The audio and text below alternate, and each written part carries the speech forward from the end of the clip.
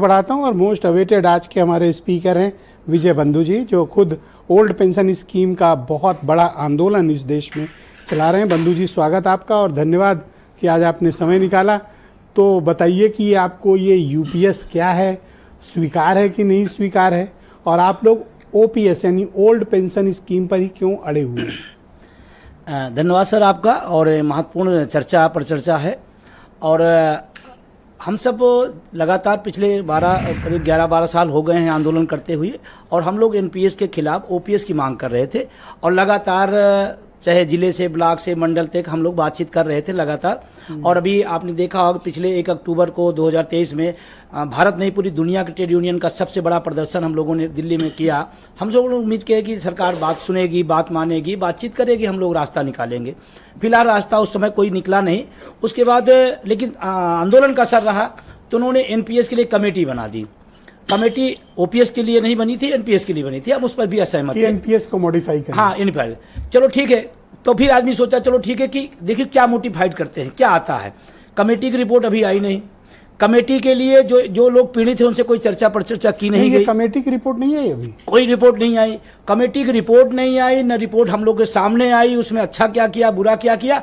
और उसके पहले यूपीएस आ गया, मतलब कमेटी की रिपोर्ट। और कमेटी के जो चेयरमैन हैं, जो पूर्व वित्त सचिव कह लीजिए, आप कैबिनेट हो गए। शायद उस कमेटी का इनाम हमको मिलने के बजाय उनको मिल गया, वो कैबिनेट सचिव हो गए। तो एक कमेटी का चेयरमैन बिना रिपोर्ट दिए कह रहा है कि पुरानी पेंशन लागू होगी तो आम नागरिक पर असर पड़ेगा। अब हम सब उससे नितार्थ निकाल लिए कि क्या होने वाला है। और जब यूपीएस आया तो हम लोगों ने सोचा हो सकता है कुछ बेहतर कर दिया हो।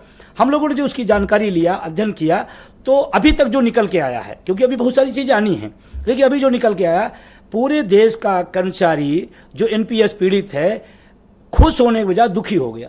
क्यों? ऐसा क्यों? कह रहे तो अश्योर्ड आपको पेंशन दे रहे हैं ना जी। तो कह रहे थे ये तो एनपीएस से भी खराब है, ये यूपीएस एनपीएस से भी खराब है। अब मैं बता रहा हूँ ये शोर इन्होंने क्या क्या किया है। हमारा 10% उसमें जाता था, 14% सरकार देती थी, उसका 60% हमें राष्ट्र में वापस होता था, 40% के पेंशन देती थी। एनपीएस की व्यवस्था सरकार की थी, ठीक है, जिसका हम लोग तब भी विरोध कर रहे थे। इसमें क्या है? अब इसमें क्या है कि इन्होंने इसमें भी 10-14 है, 10-14 नहीं है, 10 हमारा रहेगा और सरकार ने भी 18.5% कर दिया। ठीक है, मतलब 4.5% और बढ़ा दिया। देश के टैक्स पेयर का पैसा और 4.5% कंपनियों को देने की तैयारी कर ली, और चिल्लाया हमारे साथ रहा कि हमारे साथ हो रहा। इसमें देखिए, उसमें एनपीएस में 10% का पैसा, 14% का पैसा हमारे पास लौट के आता था एनपीएस में। हाँ, यूपीएस में पूरा पैसा वापस आ जाता। हाँ, यस। और यूपीएस में जो 10% मेरा पैसा है वो भी नहीं आएगा।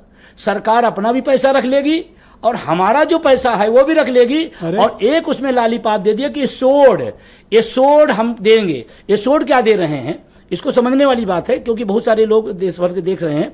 इसको समझने कि ये सोड क्या कर रहे हैं, कह रहे हैं कि आपको हम साल भर की सैलरी का औसत बेसिक निकालेंगे। अब ये देखिए बहुत टेक्निकल चीजें हैं। अब हो सकता है जनवरी में किसी का वेतन 50,000 हो, लेकिन दिसंबर में, क्योंकि साल में 2 डीए लगता है, हो सकता है वेतन आयोग आ जाए, तो लास्ट में उसका दिसंबर में हो सकता है 70,000 हो जाए। तो अब 50 और 70 के बीच का कभी 55 होगा, कभी 60 होगा, फिर उसका दोनों औसत।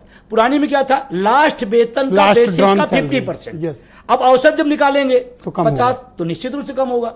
और 10% हमारा मार भी लिया उन्होंने, मतलब उसी के नाम पे 10% हमारा जब्त कर लिया और उधर औसत निकाल के हमको दे दिए। तो इसलिए कहा जा रहा ये है। दूसरा इसमें आया, ये जो आपका 40% फंड रोकेंगे जी, इसी का औसत ब्याज 8% मान लें, वही तो आपको पेंशन में आएगा। नहीं, हम एनपीएस की बात कर रहे हैं, उसमें था। मैं यूपीएस में जो पैसा मेरा जमा होगा, जो सरकार का जमा होगा, वो सब सरकार का हो गया। मुझसे इंश्योर्ड के नाम पर वो भी छीन लिया गया। अच्छा, आपको कब वापिस होगा? मतलब वापस ही नहीं होगा।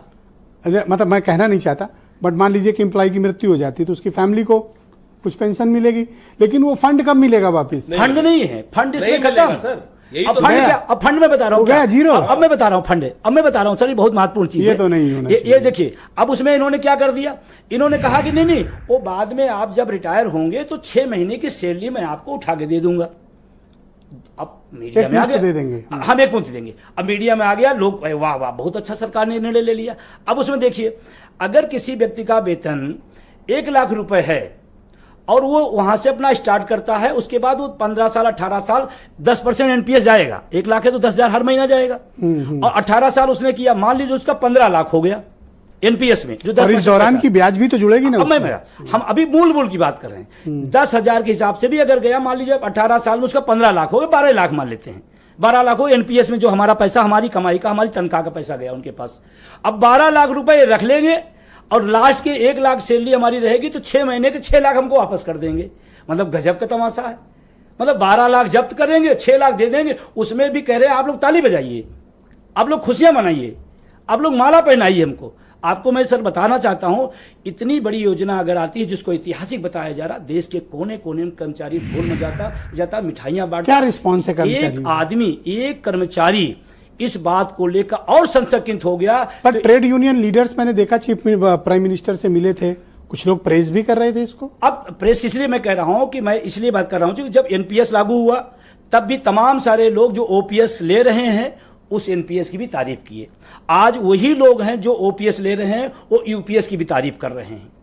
एक भी एनपीएस जो मजे ले रहे हैं ओपीएस के, वो उनके लिए ठीक है। Yes sir. हाँ। एनपीएस का एक व्यक्ति, आप सोशल मीडिया उठाइए, हम लोग पोस्ट डाल रहे हैं, एक लाइन लिख रहा, no NPS, no UPS, only OPS. ये पूरे सोशल मीडिया पर पूरे देश के अंदर। तो आप लोग को स्वीकार नहीं है और आपका आंदोलन जारी रहेगा? बिल्कुल आंदोलन जारी रहेगा और हम पुरानी पेंशन लेकर रहेंगे और पुरानी पेंशन हमारा अधिकार है।